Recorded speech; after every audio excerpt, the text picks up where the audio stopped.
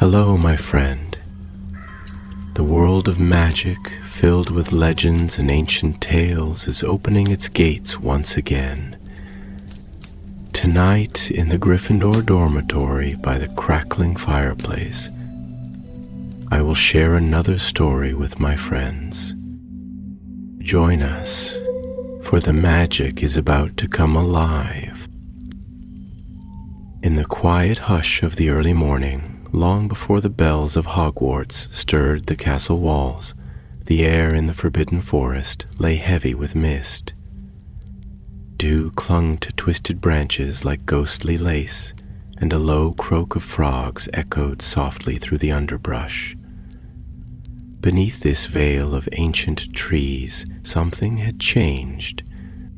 Rubeus Hagrid, keeper of keys and grounds at Hogwarts School of Witchcraft and Wizardry, stood at the edge of the forest, boots sunk into the damp earth, brow furrowed beneath his tangled hair. Beside him, the loyal Fang, a great slobbery boarhound, sniffed the air with uncharacteristic caution. Something was missing. A unicorn. Not just any unicorn, but a young filly, silver bright and barely grown from foalhood, one of the few born in the forest that year. Hagrid had been tending to her quietly, in a glade only he and the centaurs knew. She was called Lyra, after the soft sound she made when content. But now, her tracks were gone from the glade. Her scent had faded from the moss. No sign of a struggle, no blood, but no unicorn. And then something strange. Hagrid knelt down, running a large finger across the ground. In the soft mud, nearly lost beneath the morning dew, were faint hoofprints, silver-tinged. Unicorn prints, yes, but distorted, as if smudged by something unnatural. They led east, not back into the heart of the forest where her kind dwelled, but toward the borderlands, toward Darkfen Swamp. The swamp had many names. The centaurs called it Narthmoor, the Drowned Valley. Others named it Whistling Mire for the eerie cries heard by night. Even Hagrid, who feared little, had walked its edge only once. He remembered the tales, trees that bled black sap, fires that burned blue and whispered secrets. And worse, rumors of a creature called the Black Glint, a shadow that moved through water without ripples, a being that drew in magical beasts and left behind only silence. Owns? Come on, Hagrid murmured, patting the dog's side. We best get moving. Poor little one's out there alone. Bang gave a low whine but followed. They set off under the rising sun, through thickening woods and toward the creeping marshes where the ground grew spongy and strange mushrooms pulsed faintly with light. Hagrid walked with the purpose of a man who knew time was precious. If the filly had strayed on her own, she might yet be found. If she had been taken, well, Hagrid had a crossbow slung over his back, and it was not for hunting. They followed the hoofprints for hours. The sun was high when the trees thinned and the forest floor turned slick with moss and standing water. Hagrid paused, eyes narrowing. Ahead the swamp opened like a festering wound, a landscape of bent trees and black pools that swallowed sound. A thin mist clung low to the ground, rising from the water like breath from unseen mouths. And in the mud just beyond, the hoofprints stopped. Not faded, stopped. Hagrid stepped closer, crouching low. The ground here had been disturbed, churned by more than one set of prints. Hooves, yes, but also boot marks, small, sharp, and hurried, His heart thudded. Poachers. He growled under his breath. Fang barked once, nervous. Hagrid looked up. To the left, a tattered scrap of fabric hung from a thorn bush, caught as someone had fled or struggled. He plucked it free, dark green, frayed at the edge and wet with swamp water.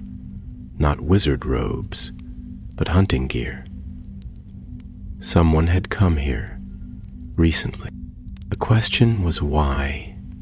Unicorns were rare, sacred even. Their blood could keep a person alive even if they were inches from death, though at a terrible price. But Lyra was young, her horn barely formed. She wouldn't be hunted for that. So what then? Hagrid stood, eyes sweeping the marsh. The wind shifted, and something low and haunting drifted through the air. A sound like chimes, but warped, broken, and echoing from far off. Right then, he said, more to steady himself than anything else. We're going in. They stepped into Darkfen. It was like entering another world. The trees loomed, bark slick with moss, their branches knotted like reaching hands. The air was thick and still, filled with the stench of rot and strange herbs. Things moved beneath the water, small things darting, and sometimes larger things. Hagrid pushed forward, following traces, bent reeds, scratched bark, a glimmer of hair caught on a bramble. Lyra had passed this way, but she was not alone. That afternoon, as the sun filtered weakly through the haze, they came upon a ruined camp. Tents sagging with moisture, crates smashed open, and cages, one still stained with silver hairs. Hagrid clenched his fists. Blasted cowards, he muttered. He searched the camp quickly. No sign of the poachers, but they'd left in a hurry. Someone had scrawled a warning on the inside flap of a tent, written in ink that shimmered oddly in the light. She's not what we thought. We couldn't hold her, we ran. Don't follow. Beside it was a mark. A jagged glyph etched into the canvas, sharp and angular, and humming faintly with dark magic. Fang growled. From the edge of the camp, the bog bubbled. Then came the sound of something moving, slow, deliberate, heavy. Hagrid grabbed his crossbow. Whatever had frightened hardened poachers into fleeing had not gone far, and it had just found them. The surface of the swamp was still again, save for a lone ripple that spread across a black pool to Hagrid's left. He stood frozen, listening. Somewhere in the distance, a bird gave a warning cry before falling into silence.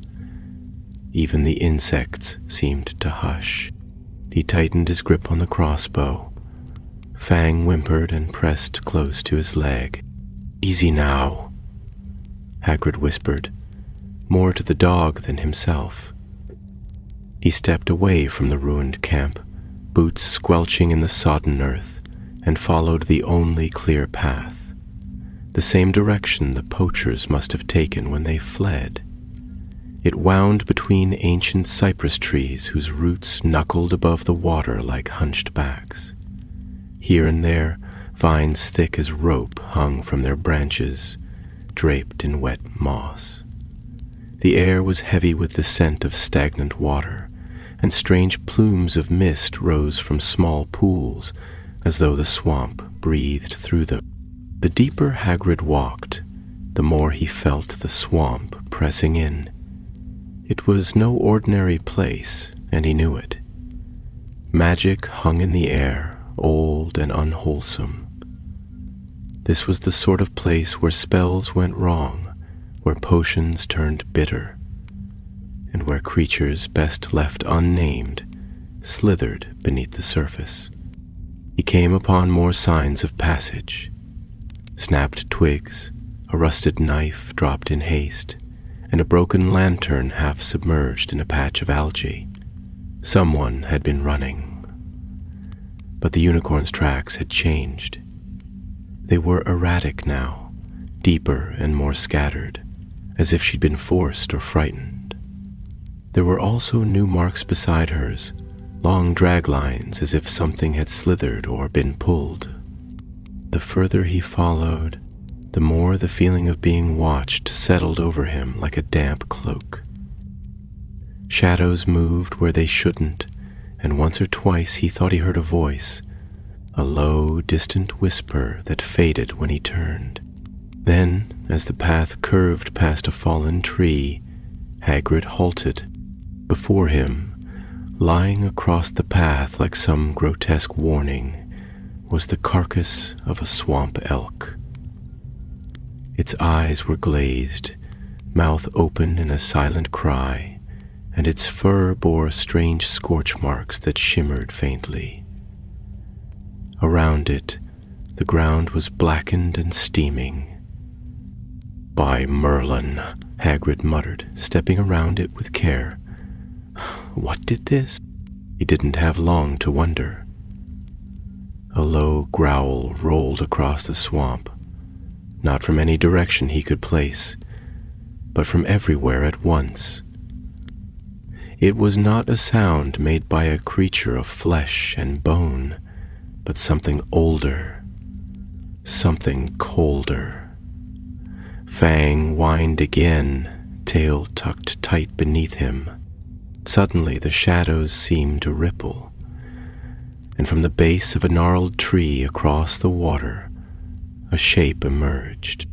It was not large, no taller than a child, but it moved with a slinking grace that defied its twisted frame. It had no visible eyes, only a glistening black hide that shimmered like oil. Its limbs were thin and too long, fingers tipped with hooks that scraped lightly against the bark as it crawled forward. When it opened its mouth, there were no teeth, only a glow, as if light itself were bleeding out. Hagrid raised his crossbow, finger taut on the trigger. "Back off, now," he said, voice firm. The creature didn't charge. Instead, it tilted its head slowly, as though studying him. Then it turned and slipped back into the water, vanishing with barely a ripple. Hagrid stood still for a long moment, listening to the echoes of its presence. The swamp was quiet again, but not safe. He had no name for what he'd seen, but he had no doubt it was bound to the glyph he'd found in the tent, and to the unicorn. He pressed onward. Hours passed, the sun dipping lower through the thick canopy above. The path grew narrower, the swamp deeper. Trees thinned into reeds, and the sound of frogs returned, but it was an uneasy music. Finally, Hagrid came upon a rise of dry land, an islet encircled by black water. There, nestled against a massive boulder, was a cave mouth. He could smell the unicorn. It was faint, but unmistakable, that clean, bright scent like cold moonlight. Fang perked his ears. The hoofprints were here, and fresher than before. Hagrid stepped into the cave. It was dark and close, the air cool and damp. Moss grew in thick clumps along the stone, and the ceiling was low enough that he had to stoop. As his eyes adjusted, he made out the shape of a figure at the back of the cavern. Not the unicorn. Human. A boy. He couldn't have been more than 16, pale and wide-eyed, dressed in soaked green hunting leathers. He clutched a wand, but it hung limply in his hand. The moment he saw Hagrid, he backed away. "Stay back. Don't come near." Hagrid lowered his crossbow slightly, though he didn't put it away. "Easy, lad. I'm not here to hurt ye. What's your name?" The boy trembled. "Tobin," he whispered. I didn't mean for it to happen. We were only supposed to track her, to bring her in, but she changed." "Changed?" Hagrid frowned. "Where is she?" Tobin gestured weakly toward the far wall of the cave. Hagrid stepped past him and saw her. Lyra lay curled in the shadows, her silvery coat dulled with mud, her sides rising and falling in shallow breaths. But it wasn't the injuries that made Hagrid stare. It was the faint glow pulsing beneath her skin. A light, soft and golden, beating like a second heart. "She's not normal," Tobin said. She started glowing after we took her. We couldn't touch her. She burned one of us just by brushing past. Then that thing started following us." Hagrid knelt beside her. "She's got something inside her. Magic I've never seen. Not dark, but powerful." "We thought it was the horn," Tobin said, voice trembling. "But she doesn't need a horn. She is magic." Hagrid turned to him. "What did ye do?" Tobin's voice cracked. "We made a deal with someone. He gave us the mark, said it would trap her. But it didn't. It called something else." Hagrid stood, towering over the boy now. "Ye brought the Black Glynn down on us." Tobin nodded, tears in his eyes. "Please, help her. It's coming back." And from the mouth of the cave, the shadows thickened once more. Something moved through the mist. Closer, Hagrid stepped protectively in front of the boy and the unicorn, his broad form blocking the mouth of the cave.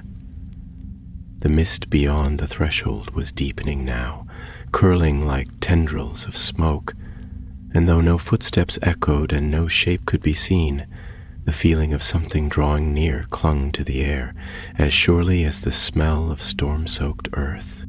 Fang growled low in his throat, pressing close to Hagrid's leg, hackles bristling. The hairs on the back of Hagrid's own neck were rising, and, for all his size and strength, he felt a cold dread creeping into his bones. "I've seen plenty of things in my day," he muttered, as much to steady himself as to warn whatever waited beyond. "But there's nothing welcome crawling out of a mist like that." Tobin was crouched against the far wall, wand held in shaking fingers, though the boy looked ready to drop it altogether. Hagrid glanced at him, then back to Lyra.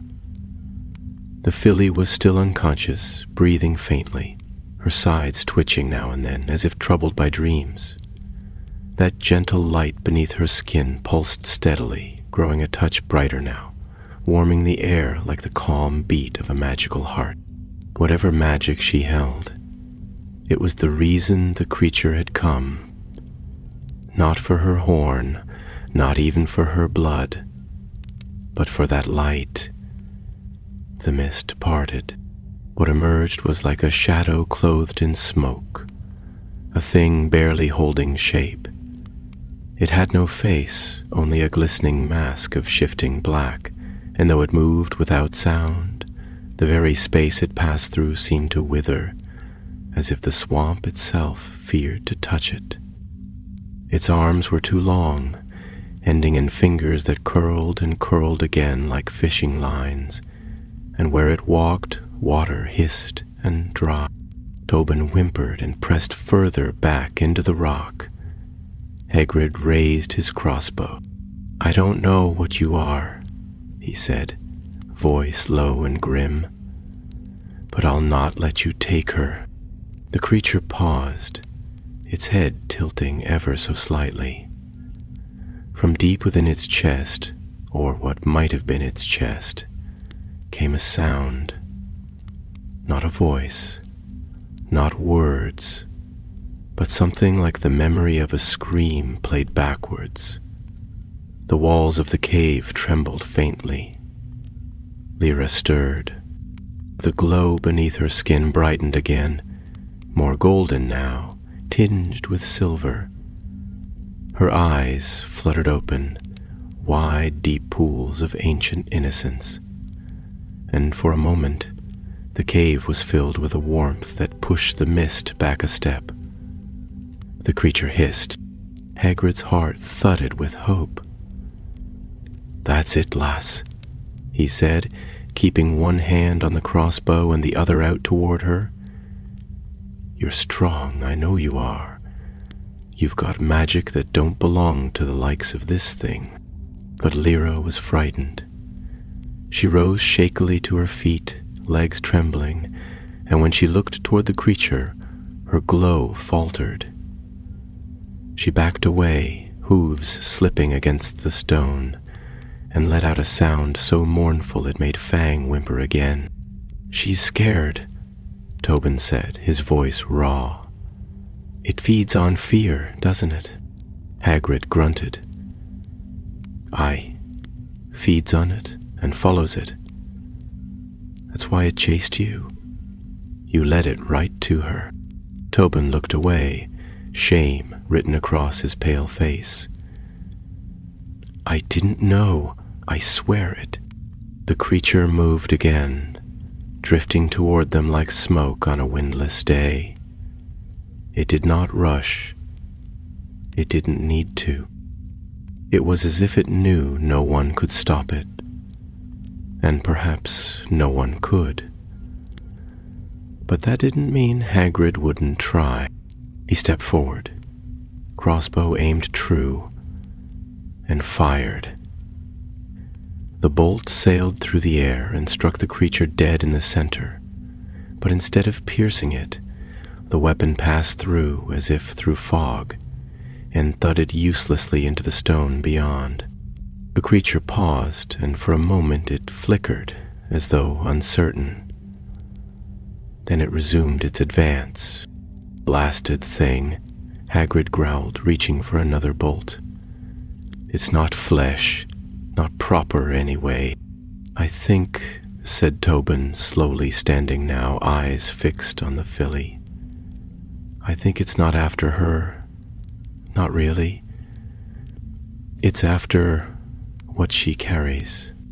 Hagrid glanced back at him. "That glow? She absorbed something," Tobin said. "When we marked her, when we used the glyph, it didn't work like it was supposed to. Something inside her changed, and she started glowing like that." The creature stepped forward again, and this time Lyra let out a cry, one of defiance, not fear. Her hooves struck the stone, and the light inside her flared, bright and golden. The creature recoiled. The very cave lit with her magic, and the mist trembled. Hagrid's eyes widened. "She's fighting it." Tobin stared, wide-eyed. Maybe she's not just carrying the magic. Maybe she is the magic now. Lyra stepped forward. The creature hissed and retreated half a pace, the smoky veil around it rippling as though buffeted by an unseen wind. The unicorn glowed brighter, and from her horn, not yet fully grown, came a thread of silver light, twisting and pulsing like a beam spun from moonlight. The creature shrieked. Hagrid felt it in his teeth, a screech so sharp it split the air, But Lyra did not stop. She stepped forward again, light spilling from her form, and the creature, this glint, this shadow of swamp and sorrow, wavered. Its form shimmered, lost shape, and finally began to dissolve, not vanish, but retreat, back into the mist, back into the swamp. Hagrid exhaled slowly, not quite daring to believe it was over. The mist withdrew like a breath inhaled, and the shadows lightened. In moments, the cave was still. Lyra stumbled slightly, and Hagrid rushed to her side, steadying her with a hand beneath her chin. "There now, lass," he murmured, voice thick. "You did it.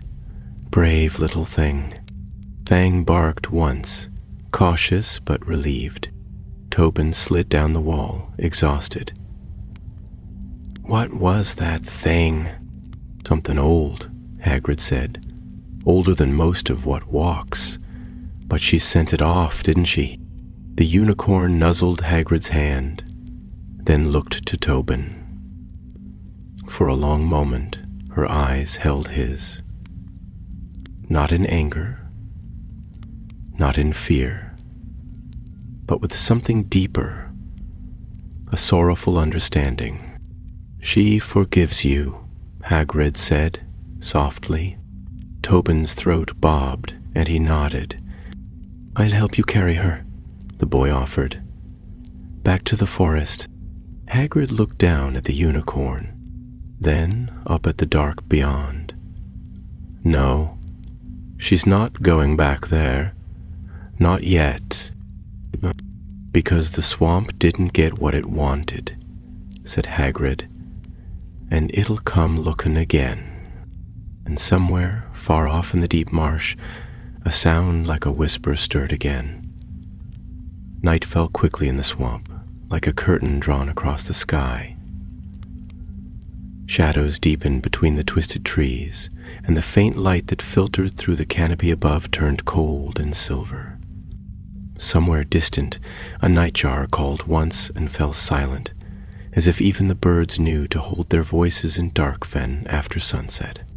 Hagrid moved carefully, cradling the weakened unicorn in his arms.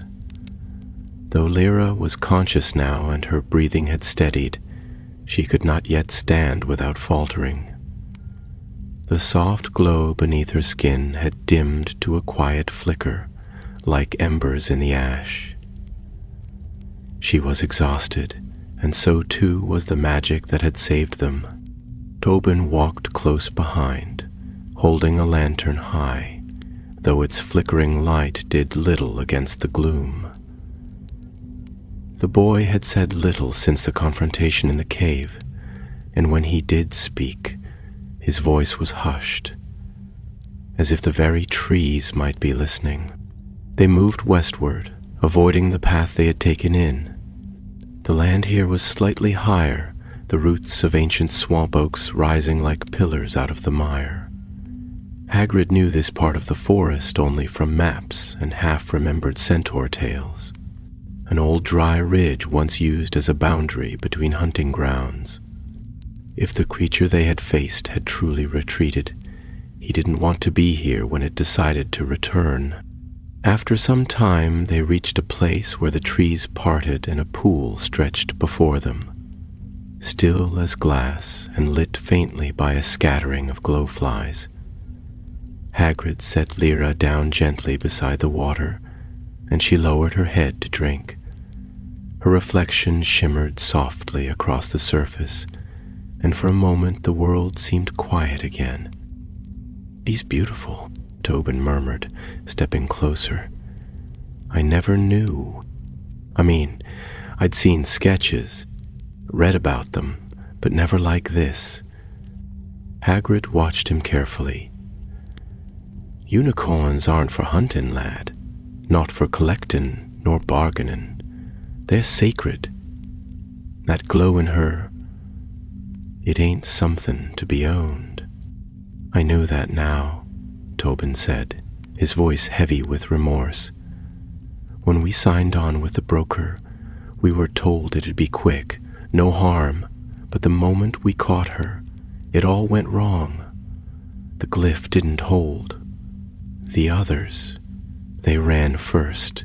I only stayed behind because I thought maybe I could fix it." Hagrid studied the boy's face, looking for the kind of falsehoods he'd seen in plenty of men who claimed innocence.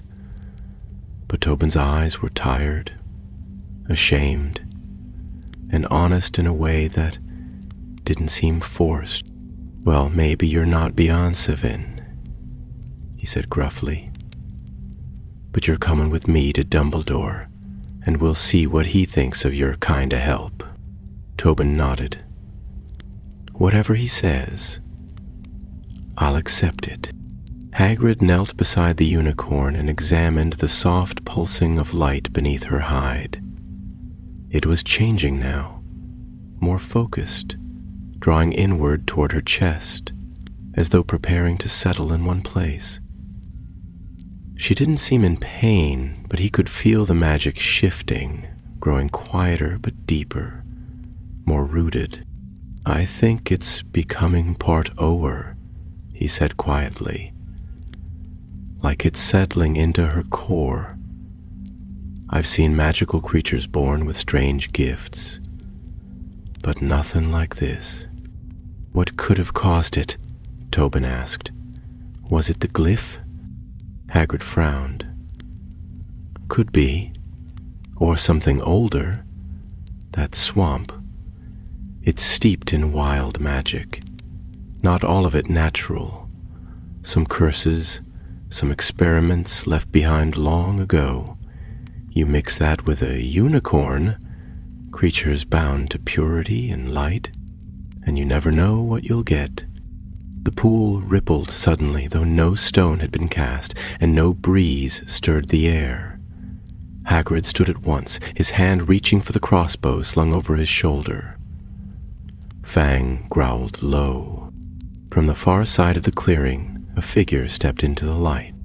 It was cloaked, tall and thin, with a hood drawn up to hide the face, yet the way it moved was too smooth, too deliberate, as though it floated just above the earth.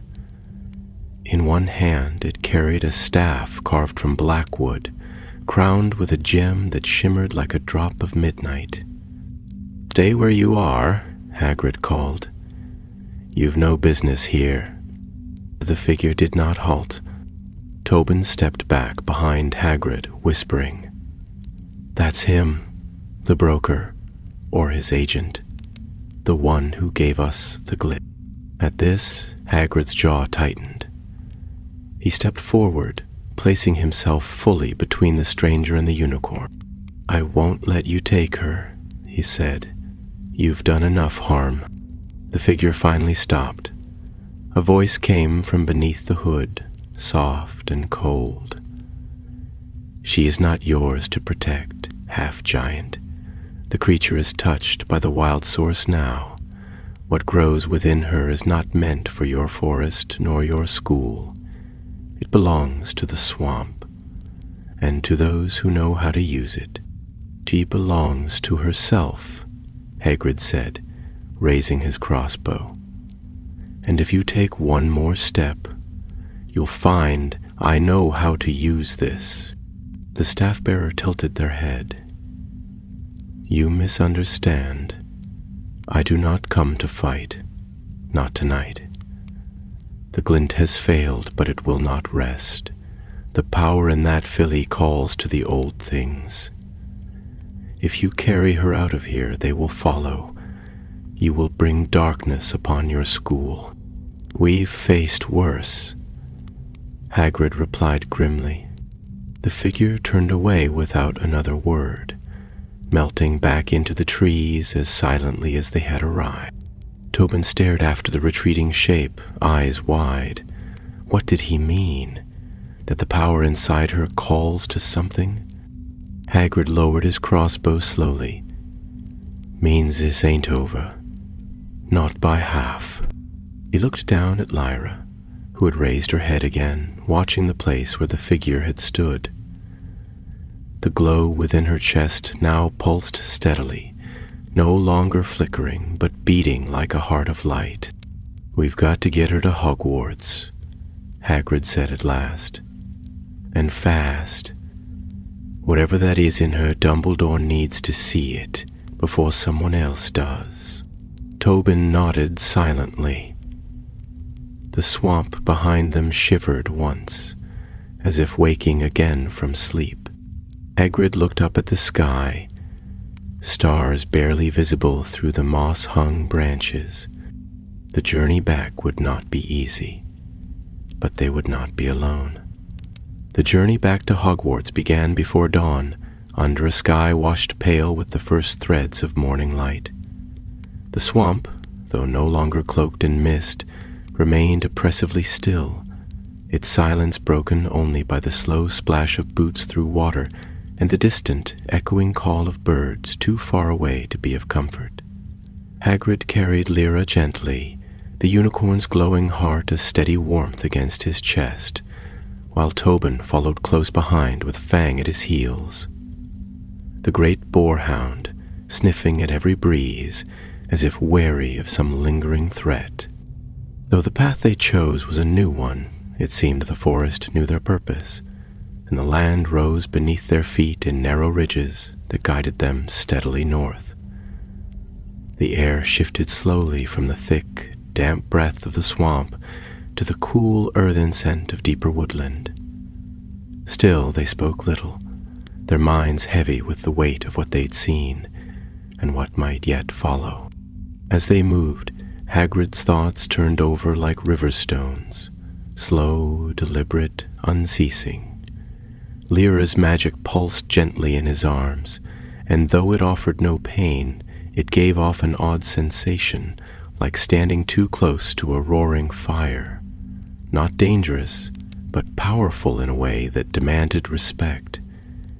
He'd seen young unicorns before, rescued them from traps, nursed them back to health, but none had ever shown signs of raw, untamed magic like this.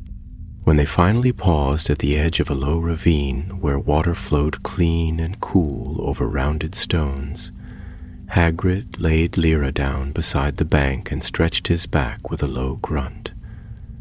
Tobin knelt to refill the flask he'd been carrying, glancing at the trees overhead. The sun had not yet risen fully, but the birds were stirring now, and shafts of golden light pierced the canopy like silent bells. "You said it called to things," Tobin said after a while, not looking up. "Do you think they'll follow us?" Hagrid wiped a hand across his brow and frowned. I reckon they might. Swamp magic doesn't like being left behind, especially not when it thinks it still owns what walked away. The thing that came after us, the black glint, it weren't the only thing down there, not by a long shot. Then what do we do? The boy asked, voice low. "We get her to the castle," Hagrid said firmly. "Let Dumbledore see her. Let the professors decide. They'll know more about this kind of thing than I ever could. And the castle's protected. Old spells deeper than you can imagine. If anything can keep her safe, it's Hogwarts." Tobin nodded, but unease lingered in his eyes. Hagrid didn't blame him. He'd grown up among danger, learned to live with fear as a companion rather than an enemy, but even he had never seen magic like this. It wasn't dark, not in the way curses and jinxes were, but it was ancient and wild, and that made it unpredictable. When they began walking again, the forest grew lighter with every step. The trees were thinner now, tall beeches and oaks rather than the twisted growth of the marsh, and the air held the scent of leaves rather than rot. Soon they passed beneath the wide boughs of the outer forest, and Hagrid recognized familiar stones. half-buried boundary markers from long ago, placed by centaurs to show the edge of their territory. They were close, and then, just as the towers of the castle came into view through the morning haze, something stirred in the shadows. It came from the right, where a stand of evergreens hunched close together, their roots tangled and hidden in moss. A sudden rustle, a snapping of twigs, and Fang barked furiously, springing ahead with teeth bared. Hagrid shifted quickly, shielding Lyra again with his body and raising his crossbow, though he couldn't yet see the source of the noise. "Show yourself," he called, his voice booming through the trees. A figure emerged, not the black-cloaked creature from before, nor any beast, but a woman, dressed in travel robes of deep indigo and green. Her hood was down, revealing sharp features, silver hair braided tight against her scalp, and eyes that gleamed like polished agate. She held no wand, but there was power in her gaze, and the air seemed to tighten as she stepped into the clearing. "I mean no harm," she said, her voice calm but not soft. "I came to see the unicorn." "Who are you?" Hagrid asked, lowering his weapon only slightly. The woman inclined her head. "A watcher of magical boundaries, of old places left unwatched too long. I felt the surge last night. Something old woke, and something new rose to meet it. That magic doesn't go unnoticed." "You work for the ministry?" Tobin asked uncertainly. The woman's expression didn't change. "In a manner of speaking. There are departments few know, and fewer still who remember why they were made. I came because I've seen this before, once, long ago, in the forests of eastern Lyria, a unicorn touched by wild source." "You've seen it?" Hagrid asked, unable to hide his surprise. "And what happened?" The woman's face darkened slightly. "It grew, it flourished, and then it shattered. The magic was too strong, too raw, and when it turned, it didn't turn back. The forest burned for 3 days. Hagrid looked down at Lyra, who now lay still and peaceful, the glow within her pulsing like a lullaby. "She's not a danger," he said quietly. "No," the woman agreed. "Not now, but she might be given time." "What are you saying, then?" he asked, suspicion rising. "That we put her down, lock her away?" "I'm saying she must be watched, guided. The castle will keep her safe for a while, but that magic, it grows fast in the young, and there will be others who come looking, not just poachers or conjurers. The source doesn't call only to men. It calls to things that remember it, things that never forgot." Hagrid squared his shoulders. "Well, she's comin' with me to Hogwarts, and if she needs protectin', she'll get it. From me, from Dumbledore. From anyone who loves her more than they fear her." The woman studied him a moment longer, then nodded. "So be it. But remember what I've said, Keeper. The source never gives without taking." She turned and disappeared into the trees with barely a whisper, her cloak blending with the forest as if she'd never been there. Tobin exhaled slowly. "She gave me the chills."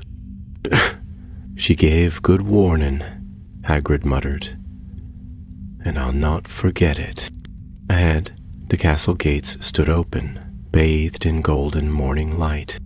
Hagrid looked down at the unicorn in his arms, her silvery coat catching the sun in faint sparkles. "Come on, little one," he murmured. "Let's get you home." The gates of Hogwarts stood tall and still in the morning light, framed by ivy-wrapped stone and flanked by carved gargoyles that glowered down from their perches, ever watchful. Hagrid passed beneath the arch without hesitation, the worn path beneath his boots familiar as his own hands, though the burden he carried this time was far from ordinary. Lyra stirred faintly against his chest, her glow muted but steady, and her breath warm on his arm. Behind him, Tobin trailed in silence, shoulders hunched beneath his cloak, eyes darting to every shadow, while Fang padded along faithfully, ears perked and nose twitching with unease. They crossed the grounds quickly, the castle looming ever larger, its windows gleaming with morning sun and its turrets crowned in banners that fluttered gently in the breeze. Though few students were yet about, the hour too early and the term still days from resuming, an air of quiet anticipation hung about the place, as if the stones themselves had sensed that something beyond the ordinary had passed through its gates. Hagrid did not go to his hut, nor to the stables, but made directly for the castle's front entrance. As they approached, the great doors creaked open of their own accord, and there, waiting in the shadows of the entrance hall, stood Professor McGonagall. She wore her usual stern expression, eyes sharp beneath her square spectacles, and her robes dark green with a tartan trim, though her posture softened slightly when she caught sight of the unicorn in Hagrid's arms. "Merlin's beard," she breathed, stepping forward.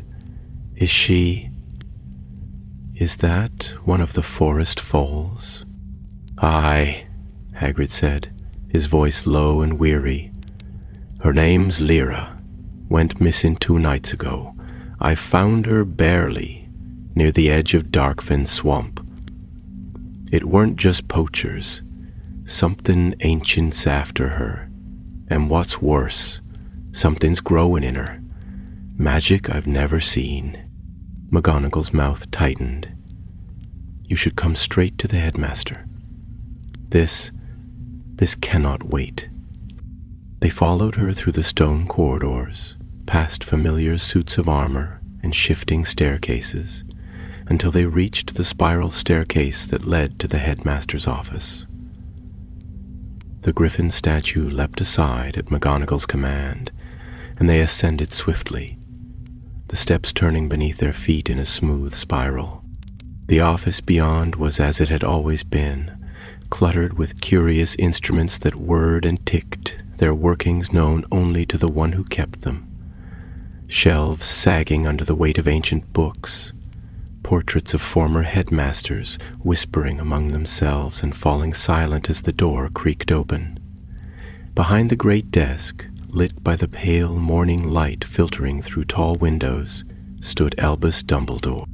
He turned slowly, hands clasped behind his back, his blue robes trimmed with silver thread, and his eyes, those piercing, gentle eyes, resting at once on Lyra. "I feared it might be so," he said quietly, and though the words held weight, his voice remained calm. "Bring her here, Hagrid." Hagrid crossed the room and laid the unicorn gently upon a thick velvet throw conjured with a flick of Dumbledore's wand.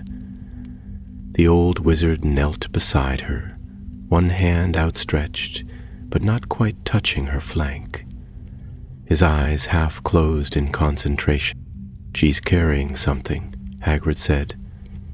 "Not like a curse, and not like a charm, neither. It's inside her, like it's part of her now." Dumbledore nodded slowly. "Magic that does not belong to our time has touched her. There are remnants in this world, rivers of old power that flow beneath the surface of things, forgotten and buried. Occasionally, something stirs them. This foal, born under a full eclipse and in the deepest glade of the Forbidden Forest, might have been a vessel waiting to be filled." Tobin stepped forward nervously. Sir, it was my fault. The poachers I was with, we used a glyph. It wasn't supposed to harm her, just trap her. But it did something else, and something came after us." Dumbledore turned to him, his expression unreadable. "You brought the darkness to her, but you also brought her back. That, at least, counts for something." "She saved us," Hagrid said. "Faced that thing in the swamp head-on. Her magic, whatever it is, it drove it off."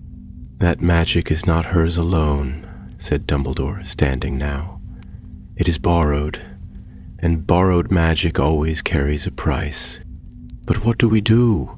Hagrid asked. "We can't send her back into the forest, not like this." "No," Dumbledore agreed. "She must remain here. We will keep her safe as best we can and study the nature of what she carries. But we must be vigilant. If the black glint was drawn to her, others will follow. Darkven has long been a cradle of ancient enchantments, and there are entities in the deep wild who hunger for a vessel such as this. I'll guard her," Hagrid said firmly. "She can stay with me, in the hut. I'll ward the grounds, keep her close, and make sure none gets near without me knowing." Dumbledore smiled faintly. "I thought you might say that, but this is not a burden you must carry alone, Hagrid. I will call on the others. There are watchers still, though few, who understand the old powers. We will need them." Outside, the first toll of the breakfast bell rang across the castle. Soon students would return, unaware of the magic that had stirred beneath their very feet. The world would go on, as it always did, blind to the ancient and the quiet dangers that passed through its shadow. Hagrid looked down at Lyra. She had drifted into a gentle sleep, her breath slow, her light dim and soft like moonlight on snow. "Reckons she don't know what she is yet," he said. "None of us do," said Dumbledore. "Not truly.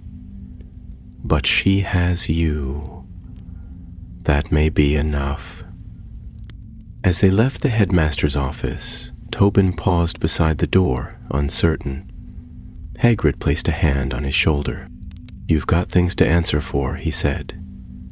"But maybe you've got a chance to make it right, too." Tobin nodded. "I'd like to try." The castle waited below them, vast and ancient and humming with quiet magic. In its heart now rested a unicorn unlike any born before, one touched by forces long forgotten and guarded by those who remembered what it meant to face the dark. The days that followed passed in a curious hush, as though the castle itself was holding its breath. Though term had not yet begun, preparations for the new year were already underway. Owls flitted through high windows with messages clutched in their talons. House elves scrubbed the great flagstones of the entrance hall until they gleamed like mirrors, and professors moved through the corridors, gathering supplies and rehearsing lectures. Yet beneath all this familiar bustle, a quiet watchfulness lingered, as if something delicate and dangerous lay sleeping within the castle walls. Nira had been moved to Hagrid's hut, which had been hastily enlarged by a spell from Professor Flitwick to better accommodate the unicorn's growing size and the wards needed to protect her. Inside, the space was warm and filled with soft light from enchanted lanterns, their glow mingling with the gentle pulsing of magic that still radiated faintly from the unicorn's form. She was stronger now, feeding well on fresh clover and water charmed to purify by Professor Sprout. And though her horn remained barely more than a nub of polished silver, there was a calm wisdom in her eyes that belied her youth. Hagrid spent every moment by her side when he wasn't reinforcing the protective runes around the hut. He laid lines of salt and stone around the borders, hung charms woven from centaur-blessed reeds, and carved ancient sigils into the threshold. Some so old they weren't found in any Hogwarts library, but whispered to him years ago by a goblin elder deep in Nocturne Alley. He spoke little of what he was doing, even to the professors, though Dumbledore seemed content to trust him. Tobin had been given temporary quarters within the castle, under quiet watch by Professor Sinistra, who had taken a surprising interest in the boy. He was often seen reading in the library, bent over thick tomes about magical ecosystems and the interaction of magical creatures with cursed environments. He asked no favors and made no excuses for his past. Hagrid had expected him to slip away in the night, like so many who regretted only getting caught. But Tobin remained, quiet and determined, as though trying to repay a debt he couldn't put into words. It was on the third night, just as the sun sank beyond the forbidden forest and cast long shadows across the lawn, that the wards around the hut flickered. Hagrid was outside, checking the lanterns strung between the trees, when the smallest of his charm stones cracked with a sound like snapping glass. He turned at once, every hair on his arm prickling. Fang barked loudly behind him, but Lyra, resting just within the hut, did not stir. Her glow remained unchanged, pulsing softly beneath her silvery coat. Hagrid moved slowly toward the break, wand drawn, crossbow slung over his back. He reached the place where the stone had split and found no sign of an intruder. No footprints, no broken twigs, not even a shift in the wind. Yet something had passed through, of that he was certain. The air itself felt thinner, as though something had drawn the breath from the ground. Then, just as he reached out to touch the remains of the stone, a voice spoke behind him. "You've done well to hold her this long, but you cannot keep her from what she is becoming." He turned at once, wand raised, but there was no one there. Only trees and silence, and the glint of moonlight on the lake beyond. Fang whined, tail low, and backed toward the hut. Hagrid did not sleep that night. Instead, he sent word to Dumbledore, who arrived not long after, accompanied by Professors McGonagall and Burbage. Together they reinforced the barriers, drawing sigils into the very earth and weaving spells older than the castle itself. Dumbledore worked quietly, his face grave, while McGonagall cast protective wards that shimmered green and gold across the edges of the clearing. When they finished, the air hummed faintly with energy, and even the wind seemed reluctant to pass through. "She's drawing attention," Dumbledore said when the work was done. "Not just from those who seek power, but from those who remember it." "What kind of attention?" Hagrid asked, his brow furrowed. "There are places in the world," the headmaster replied slowly, "where magic pools like deep water, undisturbed, waiting. The Wild Source is one such place. Long ago, before Hogwarts, before the Ministry, before the division of wizards and non-wizards, there were beings who knew that magic, not as a tool, but as a living thing. They shaped it, and in return, it shaped them. Most were lost, some merely changed, and some wait still for signs of awakening. And they'll want her," Hagrid said quietly, not a question, but a certainty. Dumbledore nodded.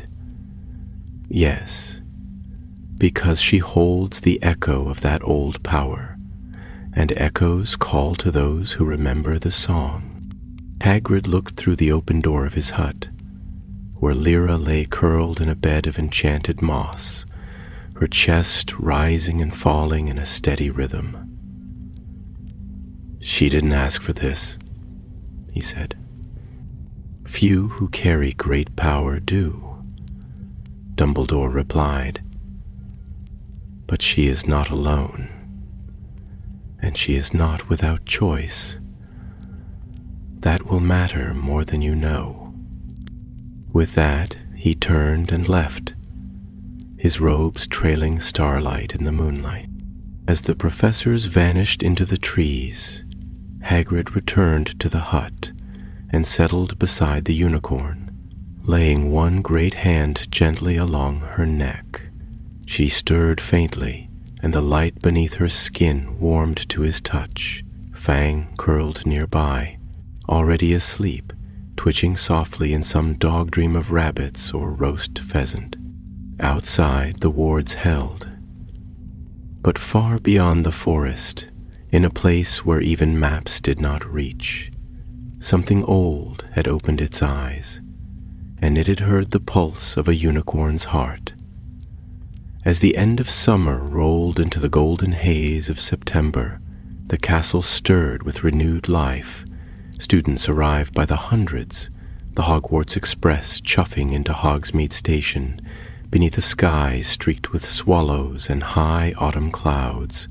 First years gazed in wonder at the castle's towering silhouette reflected on the lake, while older students fell into the familiar rhythm of laughter, chatter, and mischief, the air abuzz with the promise of a new term.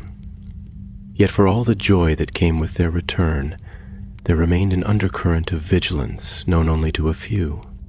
Hagrid kept to the edge of things, as he often did, though his duties had grown heavier since the return of the unicorn. His lessons in care of magical creatures resumed as always, and he smiled broadly at the students, gestured proudly to the newly reinforced pens, and introduced them to puffskins, mooncalves, and a particularly belligerent manticore, with all the enthusiasm of a man who had seen worse, and knew how precious calm could be. But in the evenings, long after the last student had returned to the warmth of their common room, Hagrid walked the perimeter of the forest, checking every charm and rune, making quiet rounds as Lyra dozed beneath the protective spells spun like silver thread around his hut. She had grown stronger still. The shimmer beneath her skin, once gentle and uncertain, now glowed steadily, pulsing in harmony with her breath. When she walked, the ground beneath her hooves bloomed briefly with moss and tiny flowers that faded as quickly as they came. When she looked into a pool of water, its surface stilled, reflecting not her face, but the night sky, even beneath the sun. Her magic, once foreign, was becoming a part of her, and with it her dreams had changed. She woke sometimes with a start, breath heavy, eyes wide and distant. She could not speak, of course, not as humans did, but there was a language in her movement, in the arch of her neck and the quiver of her flanks. Hagrid, who had learned long ago to listen to things that did not speak, understood well enough. She saw them, creatures not of this world, drawn to her through the light she carried, standing at the edge of dreams and memory. They did not harm her, but they watched. Always watched. One evening, not long after the full moon had passed, a visitor arrived at the castle unannounced. The first sign was a whisper, carried on a breeze that curled unnaturally around the north tower, disturbing the sleeping owls within. The second was the sound of bells, distant, high, and faint, like those of a distant sleigh, but none could find their source. And then, near the edge of the forest, a line of runes carved into ancient standing stones began to glow. Hagrid was already on his feet, wand in hand, long before the messenger arrived. Professor Sinistra came to him before dawn, her cloak wet with dew and eyes shadowed with worry. She said little, only that the stars had shifted slightly in their motion the night before, as if the heavens themselves had blinked. She handed him a scroll wrapped in green wax, sealed with a sigil neither of them recognized, an antlered serpent coiled around a star. He opened it beside the hearth while Lyra dozed, and Tobin, seated nearby with a leather-bound tome, looked on. The message was brief, written in looping script that shimmered slightly, as if penned in moonlight. To the keeper of the touched one, the covenant watches, the source awakens, the bindings thin, she walks with fire in her breath and memory in her bones. You guard more than a beast, you shelter a key. We will come. Tobin looked up sharply. What does it mean? A key? What could she possibly unlock? Hagrid didn't answer at once. His eyes remained fixed on the scroll, his mind turning over old legends half remembered from his youth, from stories passed to him by centaurs in exchange for silence and respect. He recalled one in particular, spoken beneath the boughs of an elder ash on a night when the stars had fallen. There will come a creature, the centaur had said, voice low as the wind through stone, born in light, shadowed by ancient fire. It will carry the mark of balance, a bridge between what was and what must never return, and through it the gates will test the world once more. I think, Hagrid said at last, they believe she's more than just powerful. They believe she's a turning point. A weapon? Tobin asked. No, Hagrid replied, frowning. A choice. The scroll crumbled in his hand, turning to mist before it touched the floor. Outside, the morning wind carried the scent of rain and old leaves, and in the distance, the forbidden forest seemed to shift, not in motion, but in presence, like a great creature stirring in its sleep. That evening, Hagrid called a council. They met not in the staff room, nor in the great hall, but deep beneath the castle, in the old stone chamber once used for dueling practice. Dumbledore was there, as were Professors McGonagall, Flitwick, Sinistra, and a few others Hagrid had never expected to see together. Aurors summoned by Quiet Owl, an archivist from the Department of Mysteries, and an aged centaur named Malin, whose mane was streaked with gray and whose gaze saw beyond walls. Lyra was not present, nor was Tobin, but their presence hung over the gathering like smoke. We must decide, Dumbledore said, hands clasped before him. Not what she is, we know that, but what must be done. If the Covenant is watching, if the old things stir, then the girl is not safe, not here, not even at Hogwarts. And what would you suggest? McGonagall asked, voice taut. Hide her away? Cloister her like a relic? She is a living being. She's more than that, said the archivist, his voice brittle as parchment. She's a nexus, a place where old magic gathers, and old magic calls to what remembers its name. Malin spoke last, his voice a low rumble. She must be tested, not by us, by herself. Magic that chooses must be allowed to speak. Hagrid met Dumbledore's eyes. You're saying we let her go? I am saying, Dumbledore answered, that we prepare her to choose, and when the time comes, we stand by her, not as masters, not as shields, but as friends. Outside, thunder rolled far to the south, and the wind pressed harder against the castle walls. The wild was drawing near, and with it, the moment they could no longer hide her away. September waned, and with the changing of the leaves came the first bite of autumn in the air.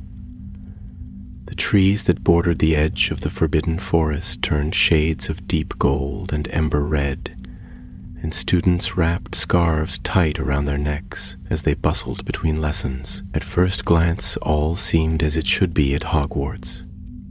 Quills scratched across parchment, the scent of pumpkin pasties wafted from the kitchens, and the sorting hat's most recent declarations still stirred discussion among the younger students. Yet beneath the surface of routine, a quiet tension grew, unnoticed by most but felt keenly by those who guarded secrets. Lita had begun to venture further from the hut now, though only in the daylight, and always within the circle of protective wards. Her movements had become more fluid, her strength returned, and her magic more refined. When she walked through the grass, it no longer burst into wildflower bloom, but shimmered faintly, as if dew lingered at her passing. Birds would alight near her without fear, and once a fox, young and curious, had approached to nuzzle her flank before darting away with a bound. She did not seem to speak, not as centaurs or merfolk might, but there was meaning in her gaze that felt unmistakably sentient. Tobin had become her near-constant companion. He no longer bore the wide-eyed shame of his first days in the castle, but carried himself with quiet resolve. Each morning he would rise before the sun and meet Hagrid at the edge of the forest, aiding in the checks of the charms and taking notes in a tattered leather-bound journal he now carried always. He asked many questions, some naive, some perceptive, and never once treated Lyra as anything less than what she was, a creature of wonder, touched by forces he still scarcely understood. It was on one such morning, gray with low-hanging cloud and thick with the scent of damp earth, that the forest spoke again. The signs were subtle at first. The protective charms flared, not with a pulse, but with a murmur, as if their enchantment had caught a whisper carried from a great distance. The trees at the border, tall ash and twisted yew, leaned slightly, not with the wind, but against it. And when Fang padded into the bracken to sniff at a trail, he returned a moment later with his tail low and his eyes wide. Then came the knock. It was not at the hut's door, but at the boundary. 3 sharp raps upon air itself, as though some invisible gate had been struck. Hagrid stood at once, crossbow at his side, wand in hand. Tobin moved beside him instinctively, though his hands shook faintly. Lyra stood still, ears pricked, the glow beneath her skin stilling as though listening. They stepped outside. At the very edge of the boundary circle, where a ring of white stones met the grass, stood a man.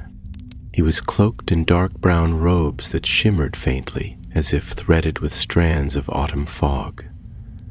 His face was weathered and sharp, his hair silver as frost, and his eyes, pale blue, nearly colorless, seemed too old for the rest of him. He carried no wand nor staff, but in his hands was a small object wrapped in dark green silk. "I bring no harm," he said, his voice calm but carrying clearly. "I come on behalf of the Covenant." Hagrid took a step forward. "Then speak your peace and be gone." The man nodded once and unwrapped the bundle in his hands. Within it lay a single stone, flat, smooth, and marked with a sigil that shimmered faintly with inner fire, the antlered serpent, same as on the scroll. At its touch, the air trembled. "This is a token of meeting," the man said. "When she is ready, when she can feel its call, it will guide her to the place where choice must be made. She cannot be forced, she cannot be caged, but the gate will open only if she is willing." "What gate?" Tobin asked. "Where does it lead?" The man looked at him then, and though his expression did not change, there was something in his eyes that made Tobin take a step back. To the source, to the heart of what once was, and what may be again. "We've kept her safe," Hagrid said, his voice low. "You tell your covenant she's not a thing to be summoned." "She is not summoned," the man replied. "She is chosen, and she must choose." He placed the stone at the boundary and stepped back. With a gesture like the turning of a page, he vanished. Not with the sharp crack of apparition, but with a hush, as though air had closed around his absence like water. They stood in silence for a long while. Vera approached the stone cautiously, lowering her head to sniff at it. The glow within her chest pulsed once, softly, rhythmically, and the sigil on the stone flared in answer. Then, without touching it, she turned away and walked back to the hut. Tobin bent down to examine the stone, but dared not touch it. "What now?" he asked, his voice barely above a whisper. Hagrid didn't answer at first. He stared at the place where the man had stood, then turned his eyes to the sky, where the clouds had begun to part, revealing a sliver of blue. "Now," he said at last, "we wait, and we trust her to know when it's time." That night, the stars were unusually clear.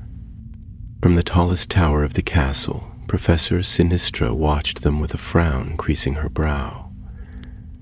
The Orion belt flickered once, unnaturally, and then returned to steady light. Far below, in the safety of Hagrid's hut, Leah slept with her head nestled in soft straw, the glow in her chest dimmed to a flicker. Yet as she slept, her legs twitched faintly, and in her dreams she ran. Through golden fields, beneath strange skies, toward a door of stone and flame. The stone at the boundary waited, warm with ancient promise. The stone did not move, nor did it speak, but its presence altered the rhythm of the days. Leah avoided it at first, walking wide around the place where it lay nestled among the white boundary stones, her luminous breath quickening when it flared softly in her presence. Yet each morning, as dew glistened on the grass and the low sun stretched long shadows across the paddock, she would draw closer, not out of fear, but with the cautious curiosity of a creature who understood that something of great weight had come into her world. She did not touch it. She did not need to. It pulsed in time with her own light. Hagrid watched these changes with growing unease. He trusted her, as one might trust the stars to rise or the wind to blow. But the feeling that had haunted him since the scroll first vanished into mist returned, now stronger than ever. This was not a battle to be fought with spells or iron bolts. This was a choice being shaped, slow and silent, like a river carving stone.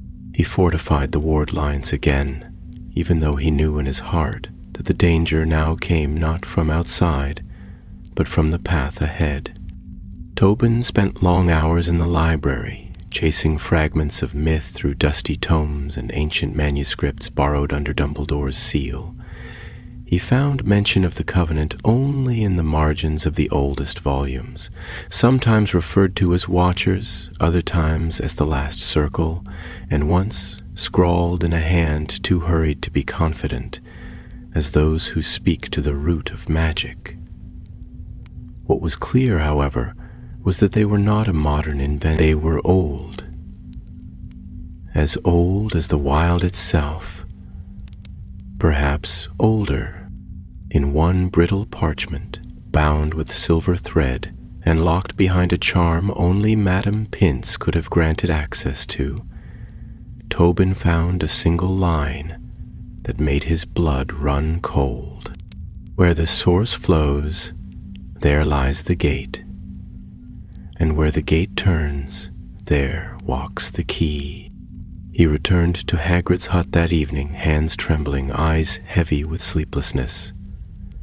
"She's not just part of the source," he said, the words spilling out before he could temper them. "She is the key. They're not waiting for her. They're waiting on her to open something that's been locked for ages." Hagrid nodded slowly. He'd felt it, even if he couldn't have named it. The unicorn was no longer just a creature touched by ancient magic. She was becoming a vessel for it, a vessel that would one day pour out whatever the Covenant was preparing to receive. "He's changin'," Hagrid said quietly. "I see it when she sleeps. Her dreams run deeper now, her light's stronger, but she ain't afraid, not even a little." That night, for the first time in many weeks, Lyra left the safety of the hut on her own. She stepped silently into the moonlight, the glow beneath her coat shining like starlight on snow, and walked to the stone. She stood over it a long while, unmoving.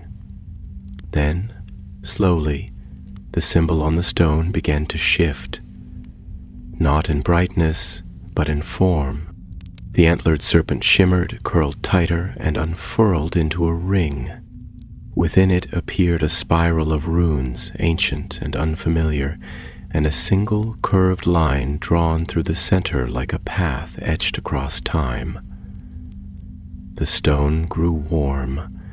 The air around it hummed. Lyra bowed her head, not in submission, but in understanding. Then she turned and walked back to the hut. Hagrid was already at the door, watching. "You saw it?" he said. Lyra met his gaze, and though she could not speak, something in her eyes answered him. She was ready. The next day, word came from Dumbledore. The gate had opened. It was Professor Sinistra who confirmed it, her voice grave. "A change in the constellations," she said. "A shift in the magnetic ley lines near the Alban moors. The signs match the texts recovered from the Department of Mysteries. A place long buried has awakened." Dumbledore gave Hagrid a map, hand-drawn in ink that shimmered faintly gold under candlelight. "You must take her there," he said. "The Covenant will not force her hand, but she must go of her own will, and you must see her through it." He would tell her. "I'll not leave her," Hagrid said, squaring his shoulders. "Not now, not ever." "Nor would I ask you to," Dumbledore replied, a faint smile beneath his beard. "But be warned. Where you go, others will follow. The old powers have waited long for this door to open." They prepared in silence. Tobin packed satchels with food, potions, and enchanted supplies provided by Madame Pomfrey. Professor Flitwick charmed the packs to weigh no more than a feather. McGonagall gave Hagrid a small mirror, twin to one she kept herself, for communication in case of emergency. Even Professor Binns, drifting through a rare moment of lucidity, had contributed a scroll of ancient protective rites, once used by druidic sentinels, its script indecipherable but clearly powerful. The following morning, beneath a sky heavy with cloud and the promise of rain, Hagrid, Tobin, Fang, and Lyra stood at the edge of the grounds, just beyond the reach of the last ward. The stone lay silent in the pack Hagrid carried, its heat cooled, its sigil dormant. They stepped beyond the boundary, and in that moment the trees behind them sighed, not in farewell, but in recognition. From the highest tower, Dumbledore watched them go. He did not speak, nor move, but his gaze followed the light of the unicorn until the forest swallowed it whole. The journey westward took them through lands that had forgotten the sound of footsteps. At first the trail led through the fringe of the forbidden forest, where the trees were familiar and the paths still bore traces of centaur hooves and the soft press of mooncalf herds. But as the sun rose higher and the light began to shift from gold to gray, the forest thinned and gave way to a more ancient wilderness. Here the trees were taller, gnarled with age, and bore no names known to modern herbology. Their trunks twisted in unnatural shapes as if bent by time rather than wind, and their bark shimmered faintly in the rain as though they had once been touched by starlight and had not quite forgotten. Vera led the way now. She did not hesitate. Her steps were sure, silent on the moss-covered ground, and her eyes fixed always ahead where no path was visible to the others. Yet she moved with purpose, guided not by sight, but by the pull of something older than instinct. The stone that Hagrid carried warmed slightly each time they drew near to one of the places where magic lingered. Old standing stones overgrown with ivy, half-buried circles marked with faded glyphs, and pools so still they reflected not the sky above, but dreams and memories best left untouched. By the second evening, they reached a high ridge overlooking a wide moor, and there, beneath the dusky light, Hagrid unrolled the enchanted map. It shimmered faintly, lines shifting until they settled upon a single spot, Albanthorn, a circle of earth said to have been sacred in the time before wands, when magic was drawn by hand and chanted in breath rather than cast in words. Dumbledore's notes had been brief but clear. The gate, when it opened, would open there. "We're close," Hagrid said, scanning the line of hills that ringed the valley below. "Should make it by mid-morning if we press on." Tobin nodded, his face pale in the growing gloom. He had spoken little since they crossed the last river. The further they traveled, the more the land itself seemed to resist them, not with force but with silence. Birds no longer sang. Wind no longer stirred the trees. Even the rain had fallen away, as if the very weather held its breath. That night they camped at the edge of an ancient grove, where the trees grew in a perfect circle, though no hand of man could have planted them so. Hagrid kept watch by the fire, his eyes never straying far from the sleeping unicorn. Fang dozed lightly beside him, ears twitching at every sound. Tobin, wrapped in his cloak, stirred now and again, muttering in his sleep. Just past midnight, the air grew cold. Not the chill of natural weather, but something deeper, emptier. The fire hissed and dimmed. From the forest came a sound, not a footstep, not a voice, but something between the two, like the soft breath of a forgotten name spoken for the first time in centuries. Hagrid stood at once. From the edge of the grove, a figure stepped into the flickering light. It was not cloaked nor armed, but wore robes of deep gray that shimmered faintly with runes long worn smooth. Its face was obscured, not by hood or veil, but by a haze that shimmered like heat. Only its voice was clear. "You come to wake the source," it said, and, though it spoke softly, the words fell like stones in a still pond. "You bring the key. Do you know the cost?" Leah rose silently, her eyes locked on the figure. The light within her had grown stronger over the journey. Now it filled her form entirely, as though she walked with fire beneath her skin. She stepped forward, unafraid.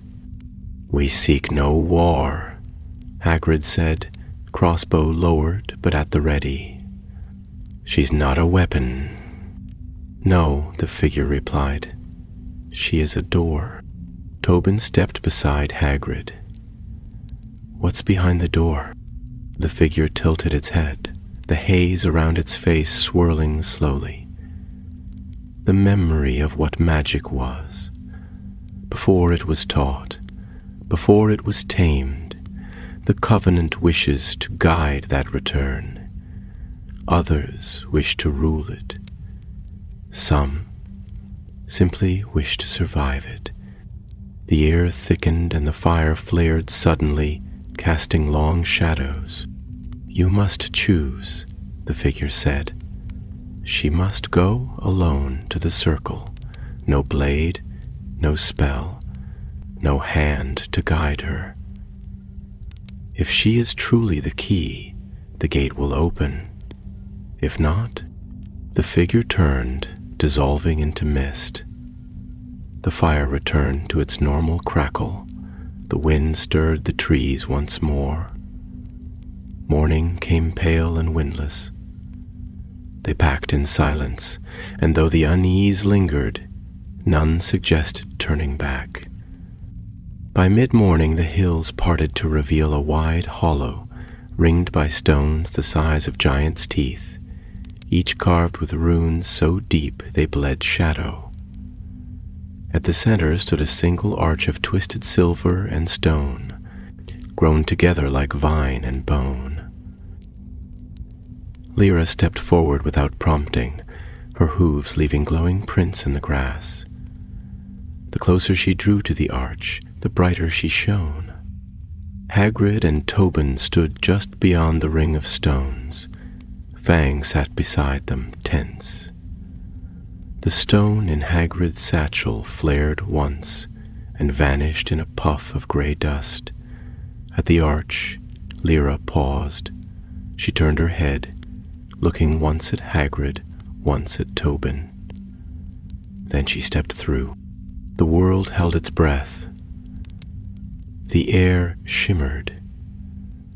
The arch pulsed with light, and then, quietly, terribly, it opened.